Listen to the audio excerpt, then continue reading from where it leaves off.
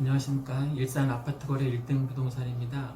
오늘은 그 아침 뉴스에서 보니까 청와대 정책실장 김상조 청와대 정책실장께서 부동산 매매 허가제 검토할 생각이 없다라는 인터뷰를 한 내용을 봤습니다.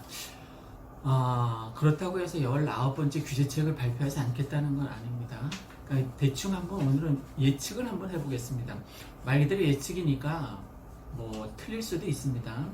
지금 당장 3월부터 자금 조달 계획서를 제출해야 됩니다. 그 제출 대상은 투기과열, 투기지역이나 투기과열지구 아니면 조정 대상 지역 얼마 이상인지 아십니까? 3억 원 이상입니다. 3억 원.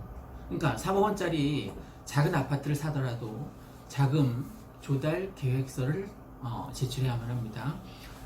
일산처럼 지금 이 일산 동구 서구처럼 비규제 지역에서는 6억 원 이상입니다. 6억 원 이상이면.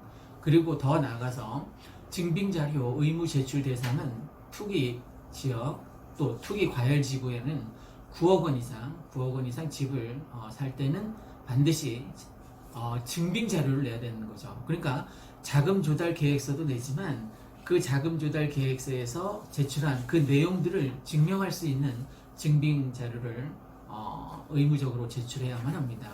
그러니까 무슨 돈으로 집을 샀느냐 이거예요. 만약에 입증이 엉터리거나 허위 신고 시 3천만 원의 과태료가 있습니다. 꽤 세죠, 그죠? 3천만 원이면. 예를 들어 보겠습니다. 6억 원 자금을 조달해서 6억짜리 이제 아파트를 산다고 가정해 봅시다. 만약에 뭐 집사람한테 빌렸다, 남편한테 빌렸다, 증여받았다. 그러면 부부간에는 6억까지 증여세가 면제되니까 그건 큰 문제 없겠죠, 그죠? 근데 만약에 부친한테 받은 거라면 5천밖에 증여세가 면제되지 않으니까 나머지 5억 5천에 대한 것은 증여세를 내고 나서 그 증여세 납부 영수증까지 제출해야만 합니다. 기존에 주식 거래를 통해서 만약에 아파트를 사게 됐다 그러면 주식거래 증명서라던가 뭐 현금, 그러면 잔고 증명서 같은 것들을 내야겠죠, 그죠? 그리고 대출 항목도 현 정부서 아파트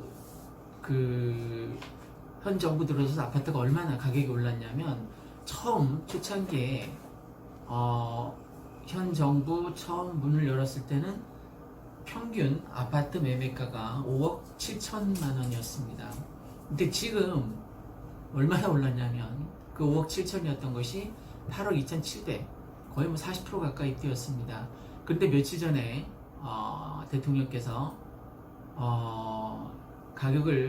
아파트 가격을 멈추는 게 아니라 다시 처음 상태로 돌려놓겠다고 했죠, 그죠?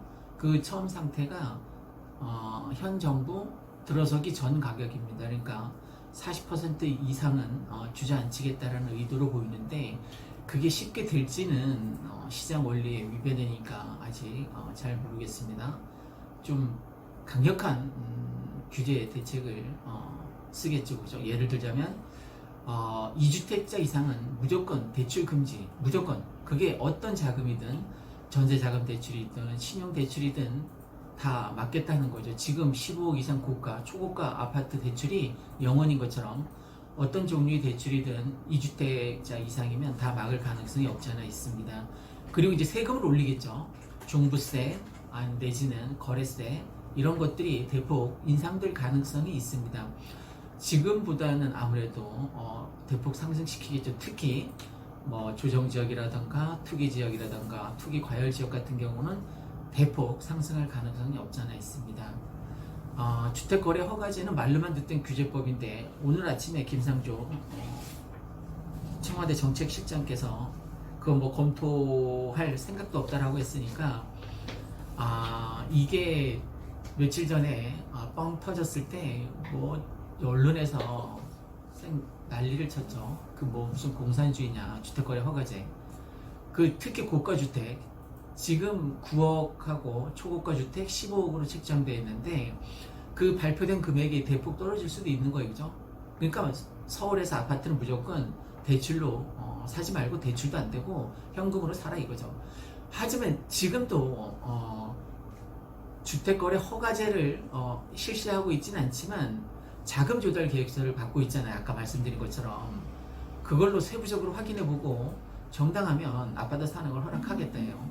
또 분양가 상한제라던가 전월세 상한제 같은 것들이 지금은 국수적 강남 4구라던가 제한적으로 실시하고 있지만 아마 서울 전역으로 확대할 가능성이 없지 않아 있습니다. 말 그대로 예측입니다. 예측이니까 틀릴 수도 있습니다.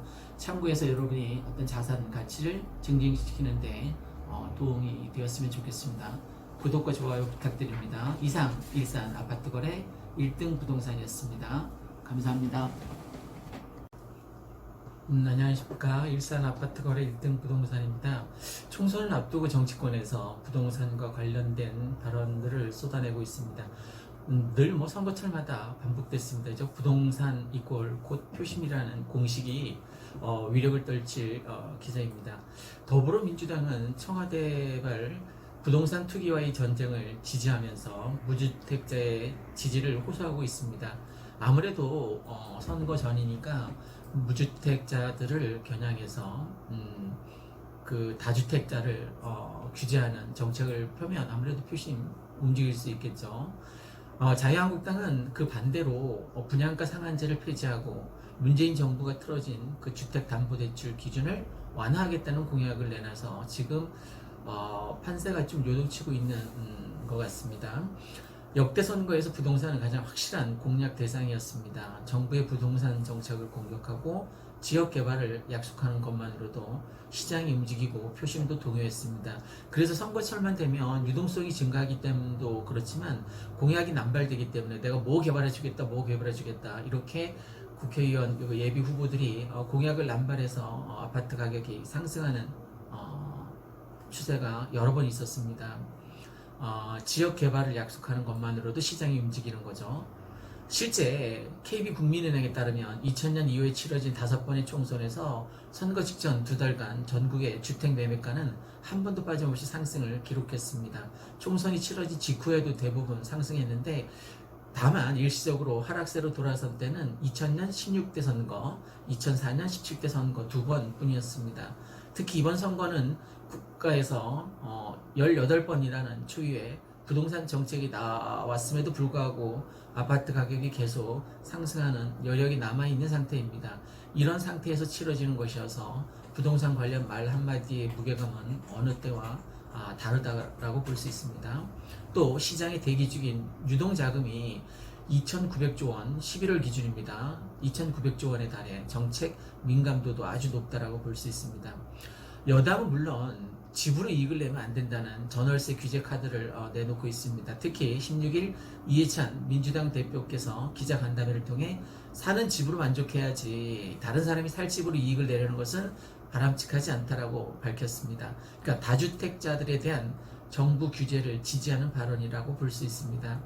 민주당은 문재인 정부의 19번째 부동산 관련 정책으로 예상되는 계약갱신 청구권제와 전월세 상한제 등 추진하기 위한 어떤 여러 주택임대차 보호법 개정안도 만지작거리고 있는 것으로 전해집니다. 곧 19번째 부동산 관련 안정화 대책을 할 것으로 보입니다. 이 제도가 시행되면 임차인이 계약갱신을 청구해서 2년에서 4년으로 늘릴 수 있고 전세 계약을 얘기하는 겁니다. 계약 종료 후에도 올릴 수 있는 임차 보증금이 어느 일정 범위 내로 한정된다라고 볼 수 있습니다. 다만 이게 전월세 상한제나 계약갱신 청구권제가 시행이 되면 정부에서 그렇게 가격을 규제하는 어떤 확실한 이유를 밝혀야겠죠. 거래를 정부가 규제하고 가격을 제한한다는 점에서 사유재산권 침해 논란이 있습니다. 저번에 주택거래 허가제 얘기했다가 쌩 난리도 아니었죠. 맞불 카드를 꺼낸 야당은 재건축, 재개발 확 풀어서 공급을 확대하겠다는 정책을 펼치고 있습니다. 지금 현 문정부의 부동산 정책은 실패했다라고 규정하고 사실상 맞불 공약을 막 풀어놓고 있다라고 볼 수 있습니다. 각종 규제를 완화하고 도심 지역의 주택 공급을 대폭 늘리는 방안이 주요 골자로 꼽힙니다. 김재원 한국당 공약개발단 총괄단장은 이해찬 대표와 같은 날 시장의 수요와 공급은 정책 등을 통해서 국민 누구나 노력하면 원하는 곳에 내 집을 마련할 수 있는 정책을 펼쳐나가겠다라고 인터뷰한 내용이 있습니다. 이날 발표된 주요 공약은 재개발, 재건축 규제 완화, 주택담보대출 기준 완화, 분양가 상한제 폐지, 고가 주택을 현 9억을 이제 12억으로 조정하겠다라고 공약을 내세웠습니다. 그리고 청년 신혼부부 대상 주택 공급 확대, 3기 신도시 정책 전면 재검토 등이 포함됩니다. 특히 이 3기 창릉 신도시 철회하겠다라고 하면 일산 사는 사람들은 좋아할 것 같아요. 그런데 또 덕양구하고는 또 온도 차이가 좀 있습니다. 그와 더불어 3기 신도시 정책을 전면 재검토하겠다고 했으니까 한번 실현될지 두고 볼 일입니다. 그리고 서울 도심 및 1기 신도시 분당, 일산, 산본, 중동, 평촌 정비사업장의 규제를 대폭 완화하겠다는 내용이 눈에 띕니다. 수도권에서 재건축을 추진하고 있는 상당수의 노후 아파트 주민들의 표심을 움직일 수 있는 내용이지요.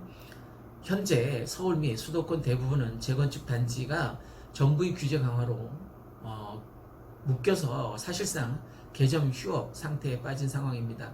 문정부가 야심차게 추진 중인 3기 신도시 정책도 자유한국당에서는 전면 재검토를 추진하겠다는 방침도 내놨습니다. 김 단장은 3기 신도시는 인구 구조 변화에 대한 장기적인 고려 없이 정치적 의도에 따라서 추진된 정책이라고 규정하고 국민들이 원하지도 않는 지역에 무분별한 난개발을 정책을 내놓으면 되겠냐라고 부작용을 미연에 방지하겠다라는 인터뷰를 얼마 전에 한 적이 있습니다. 전반적으로 총선이 이제 지금 각 모든 당이 총선 체제로 돌아선 것 같은데 총선이 이제 되기 전에 유동성이 증가하고 당연히 총통화량이 증가하고 매번 그랬듯이 아파트 가격에도 이 일산 지역은 조금 영향이 있을 것 같습니다. 아마 지금 주춤하고 있는 추세가 약간 반등하지 않을까 싶습니다. 이상 일산 아파트 거래 1등 부동산이었습니다. 고맙습니다.